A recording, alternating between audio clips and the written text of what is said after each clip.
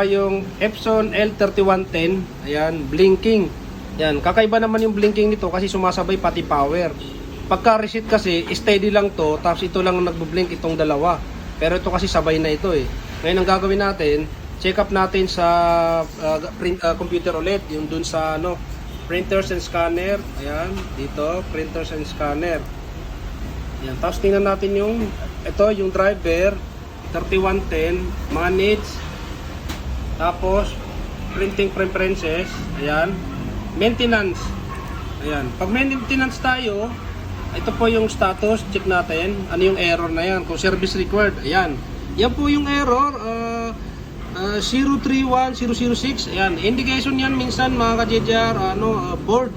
Minsan naman, ayan, mga paper jam kasi, hinila kasi bigla, kahit naka-on yung power, hinila yung papel. Dapat pagka paper jam, pag hinila niyo yung papel, i-turn off nyo muna.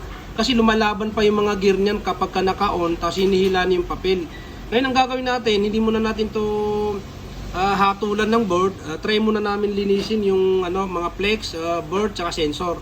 Ayun, pagka board talaga, itatawag namin kay ma'am na board. Ayun lang yung papalitan.